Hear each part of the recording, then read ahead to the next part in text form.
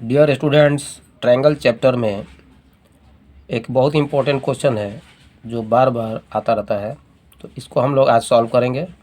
पहले तो हम लोग क्वेश्चन को समझते हैं। इसमें ऐसा है कि एक ए बी साइड है जो ई एफ के पैरेलल है और ई एफ भी जो है वो भी सी डी के पैरेलल है। दैट मीन्स कि ए बी, ई एफ और सी डी आपस में पैरेलल है। ए बी जो दिया हुआ है एक्स यूनिट, ये जो ए बी देख रहे हैं हम लोग यहाँ पर एक्स यूनिट दिया हुआ है। ई एफ जो है वो जेड यूनिट दिया हुआ है और सी डी जो है वो वाई यूनिट गिवन है। तो हम लोग को प्रूफ करना है कि 1/x plus 1/y equal to 1/z। अब चूँकि ट्रायंगल का चैप्टर है, या तो इसमें बीपीटी लगेगा या फिर एंगल सिमिलरिटी लगेगा या कुछ साइड कुछ ना कुछ तो लगेगा ही। तो सबसे पहले हम लोग क्या करेंगे कि इस केस के लिए सबसे पहले triangle triangle E F D और ट्रायंगल ए बी डी इसको सिमिलर कराएंगे। Triangle E F D and triangle A B D, तो इसको सिमिलर कराने के लिए हम लोग कंडीशन चाहिए। जैसा कि हम जानते हैं कि ई एफ जो है वो ए बी के पैरेलल दिया हुआ है, इसका मतलब कि एंगल 1 जो है एंगल 2 एक कोरस्पॉन्डिंग एंगल हो सकता है।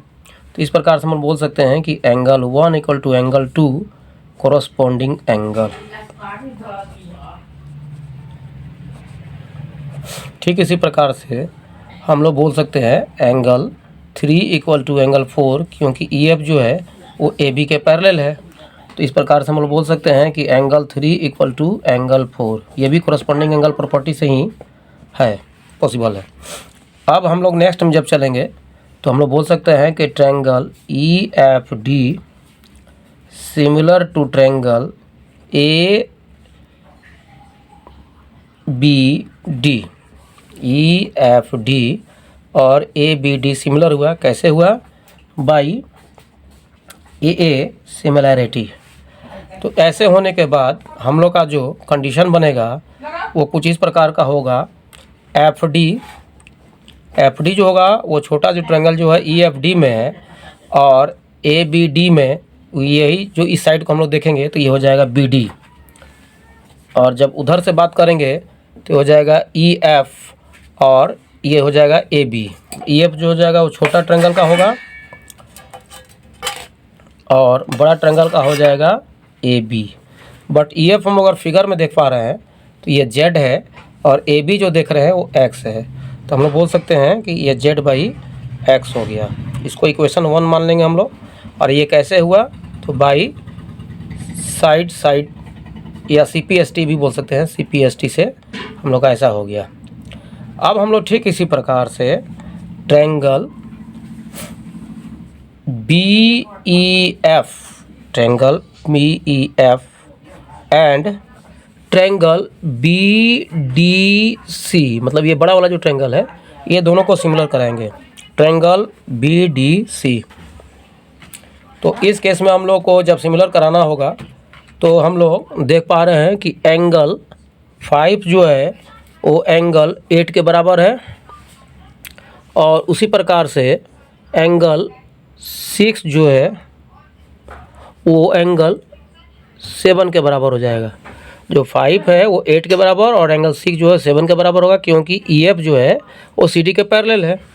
तो इसके चलते triangle B E F similar to हो जाएगा ट्रायंगल बी डी सी, ये भी हो जाएगा बाई एंगल सिमिलरिटी से। जब ये हो जाएगा तो हम लोग फिर से उसी तरह से सेट कर सकते हैं। बी एफ जो है छोटा ट्रायंगल का है, तो बी एफ बाई में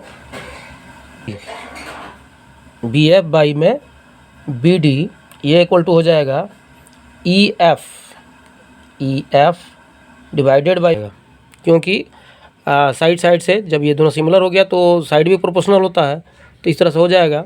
बट हम लोग P F by B D equal to E F का जो वैल्यू देख रहे हैं हम लोग वो जेड है, यहाँ पर दिया हुआ है, तो हम लोग यहाँ पर जेड करेंगे।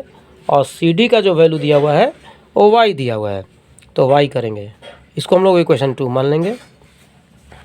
अब हम लोग क्या करेंगे, इस केस में दोनों इक्वेशन को ऐड करेंगे। Adding equation 1 and 2। हम लोग 1 एंड 2 देख रहे हैं, तो 1 में देख रहे हैं कि F D by B D है, तो हम लोग पहले लिखेंगे एफ डी बाई में B D plus B F by F B D. Equation 2 में ये है बी एफ बाई में बी डी, क्योंकि जब हम लोग इक्वेशन जब जोड़ते हैं तो लेफ्ट पार्ट को लेफ्ट में जोड़ते हैं और राइट पार्ट को राइट में जोड़ते हैं। अब इसी प्रकार से हम लोग जब एफ डी जब देख रहे हैं जेड बाई एक्स, तो ये हो जाएगा Z by X plus Z by Y. Equation 2 में हुए है, तो इक्वेशन 2 में जेड बाई वाई हो गया। जब हम लोग को इसको ऐड करेंगे, आगे नेक्स्ट चलेंगे, तो हमारे पास हो जाएगा बी डी जो है वो राइट साइड लेफ्ट साइड की बात करते हैं, बी डी तो एलसीएम हो जाएगा, और इसमें जब हम लोग ऐड करेंगे तो हो जाएगा F D plus B F. और जब इधर जब इस साइड में आएंगे हम लोग तो जेड कॉमन हो जाएगा और बचेगा हमारे पास 1 by X plus 1 by Y. अब एफ डी और बी एफ अगर फिगर में हम लोग देखते हैं, एफ डी और प्लस बी एफ, तो ये पूरा बी डी मिल जाता है। तो इस केस में हम लोग यहाँ पर बोलेंगे बी डी, और नीचे भी बी डी है, इधर में Z 1 by X plus 1 by Y. B D और बी डी कट हो गया, हम लोग को 1 मिला, equal to Z 1 by X plus 1 by Y. अब ये जेड जो है वो इधर आ जाएगा, तो 1 by Z equal to 1 by X plus 1 by Y. और यही हम लोग को प्रूव्ड भी करना था, और इस प्रकार से यह प्रूफ हो गया।